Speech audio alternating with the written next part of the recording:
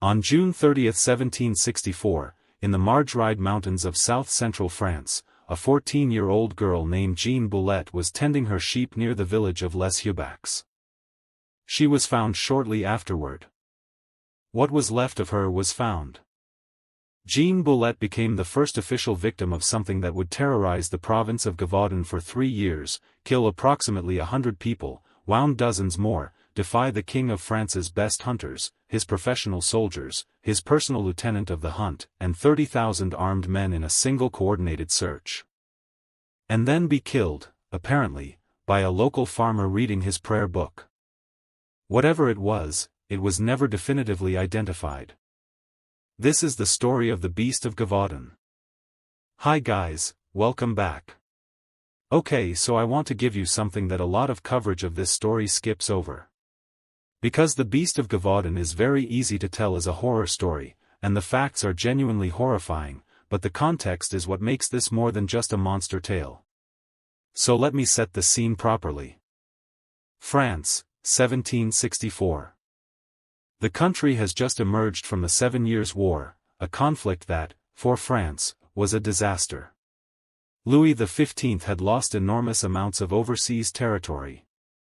The war had cost fortunes. The French military, which had been humiliated repeatedly by the British and the Prussians, was demoralized.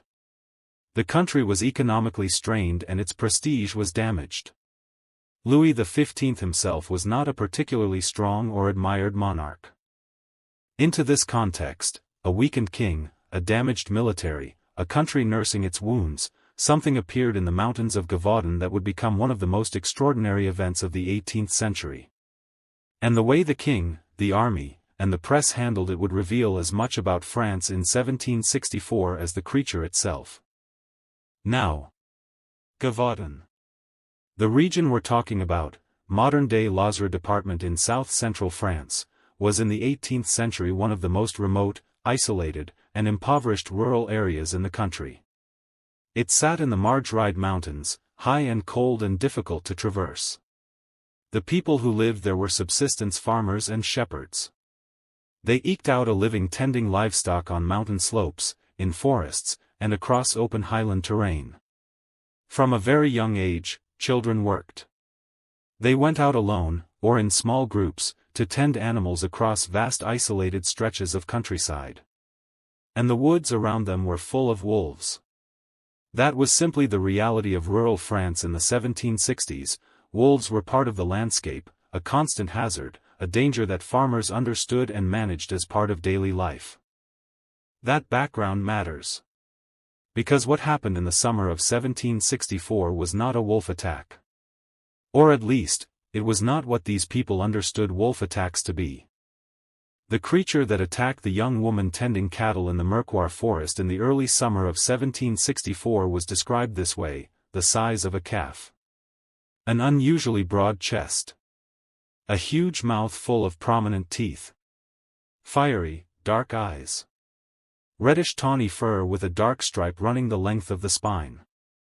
A tail longer than a wolf's, ending in a tuft.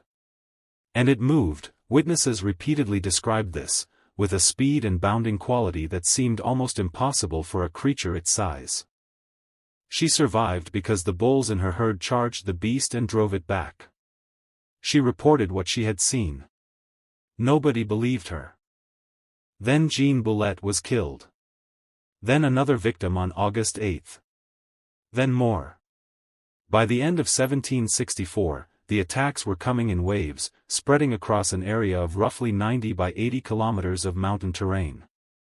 The beast, because that is what the people of Gevaudan were now calling it, la Bete, the beast, was preying almost exclusively on women and children who tended livestock alone in the fields and forests.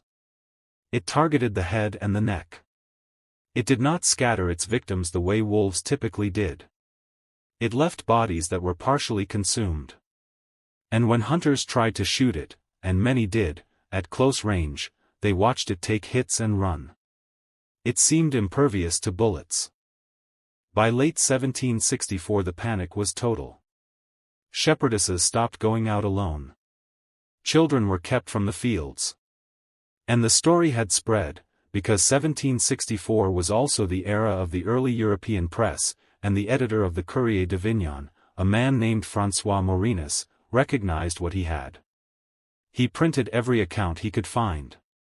The Beast of Gévaudan became, by the standards of the 18th century, an international media sensation. The story ran in Paris. It ran in London. It ran in Brussels. It ran in Boston. A king whose military had been humiliated was now being told, publicly, by newspapers across Europe, that something in his kingdom was eating his subjects. Louis XV could not ignore it. The king's response was substantial, and it was, almost entirely, unsuccessful. First came Captain Jean-Baptiste Duhamel, a local military commander who organized the first concerted official hunts. At one point, Duhamel had mobilized 30,000 armed men across the region, coordinated, systematic, covering the mountains in a human net. The beast evaded all of them. Duhamel left poison bait. He organized armed patrols. And, in an attempt that sounds darkly comic in retrospect but was entirely serious at the time, he dressed some of his soldiers as peasant women, reasoning that since the beast seemed to prefer attacking women, perhaps a decoy would draw it out. It did not work. Duhamel was replaced. Louis XV sent professional wolf hunters from Normandy, Jean-Charles d'Aneville and his son Jean-François, men who claimed to have killed over 1,000 wolves. They arrived in February 1765 with 8 trained bloodhounds. They spent 4 months hunting. They killed wolves. They did not kill the beast. The attacks continued. They too were replaced. In June 1765 the king sent his personal lieutenant of the hunt, François Antoine, 71 years old, the most experienced hunter in the royal court. Antoine was serious, thorough, and determined. And on September 20, 1765, he shot a large grey wolf in the grounds of the Abbaye de Chazes. The wolf was extraordinary, 80 centimeters high at the shoulder, 1.7 meters long, weighing 60 kilograms. Large even for a wolf. Antoine declared, "This is the beast." The wolf's body was stuffed and sent to Versailles. The king's court celebrated. The press declared victory. Antoine was given titles and money. And 2 months later, in December 1765, the attacks began again. Now this is the part, guys, that I find genuinely extraordinary. Because when the attacks resumed, when women and children started dying again in Gevaudan, the royal court simply refused to acknowledge it. Antoine had killed the beast. The court had celebrated. The story was over. If attacks were continuing, they must be by ordinary wolves. They refused to send more resources. They refused to reopen the investigation. The humiliation of admitting that their celebrated victory had been against the wrong animal was more than they were willing to absorb. The people of Gevaudan were on their own. But they were not passive. They had never been passive. And while the court was celebrating a premature victory, some of the most remarkable stories of the entire affair were happening on the ground in Gevaudan. Let me tell you about Jacques Portefaix. Jacques was 10 years old on January 12, 1765. He was out with 6 friends, ranging in age from 8 to 12, when the beast attacked. In the chaos that followed, the beast seized one of the youngest children. Jacques organized his friends. He kept them grouped together, understanding instinctively that the beast hesitated when confronted by a unified group. And they fought back. With sticks and pikes 10-year-olds, against the creature that had made Louis XV army look ridiculous, fought it off. They rescued their friend. The story reached Louis XV. The king, before Antoine arrived, before the false victory, when the hunt was still active, personally rewarded Portefaix with an education paid for by the crown. A 10-year-old boy had done what the army could not. And then there was Marie-Jeanne Vallée. In August 1765, Marie-Jeanne was walking with her sister through the Gevaudan countryside when the beast attacked. But Marie-Jeanne was carrying a spear, or bayonet by some accounts. And when the beast came at her, she did not run. She stood her ground and she fought it. She drove her spear into its chest. The beast, wounded, fled. Marie-Jeanne Vallée, known afterward as the Maid of Gevaudan, received no royal reward. No education paid by the crown. No titles. She was a woman. She got a statue, built in 1995, 230 years later. It stands in Auvers. It shows her driving her spear into the beast's chest. It is, by any measure, a more fitting memorial than she received in her own lifetime. After the court's refusal to engage, the local nobility took matters into their own hands.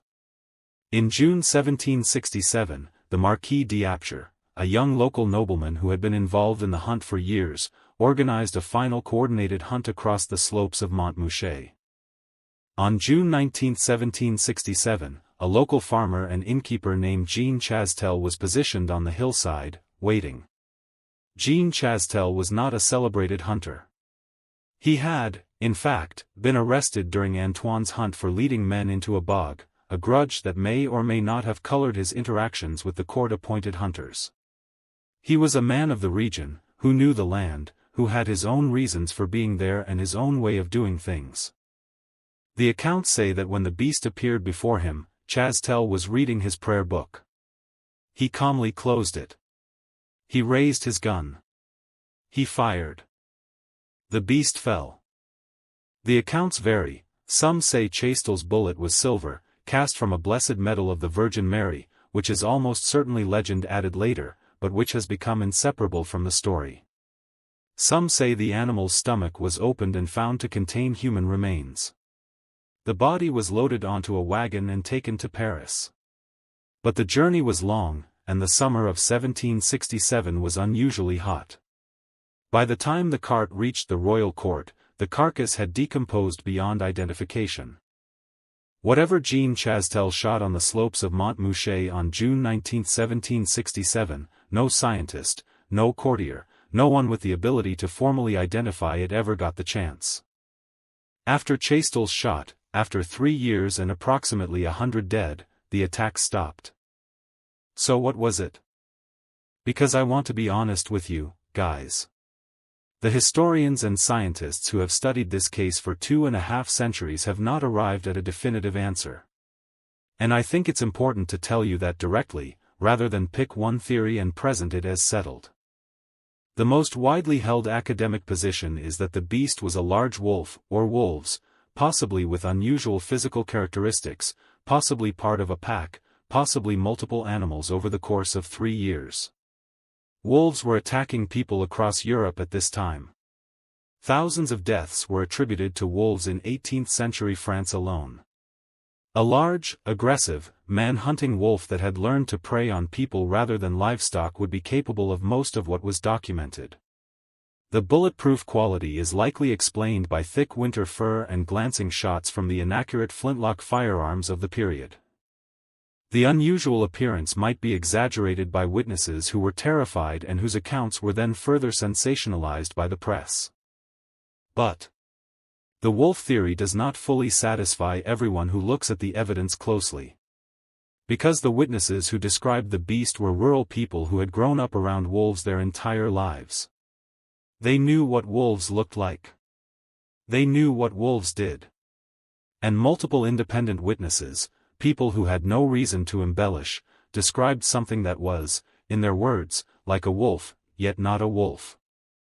The alternative theories have been taken seriously by serious people. The escaped exotic animal theory, a hyena, or perhaps an escaped lion from a nobleman's private menagerie, accounts for several features: the unusual size, the specific targeting of the head and neck, the resistance to bullets if the animal had unusual hide thickness, the reddish coloring. Biologist Karl Hans Tock has argued persuasively that a sub-adult male lion fits the behavioral and physical evidence better than any wolf. A sub-adult male lion does not have a fully developed mane and does have a dark stripe running along its back. And then there is the theory proposed by French naturalist Michel Louis in 2001. Louis suggested that the beast was a hybrid, possibly a mastiff sired by a dog belonging to Jean Chastel himself, wearing an armored covering of boar skin, which would explain both the unusual coloration and the apparent resistance to bullets. The implication, dark and provocative, is that Jean Chastel may have known more about the beast than he ever admitted. That the man who ended the killings may have had a connection to the creature that started them. Lewis cannot prove this. Nobody can prove this. But it has never been satisfactorily disproven either. The silver bullet that Chastel allegedly used, whether or not it was literally silver, has become one of the most enduring details of the story. Because the story of the Beast of Gévaudan did not end with Chastel's shot. It continued in another form. It became mythology. The silver bullet as the weapon against the supernatural.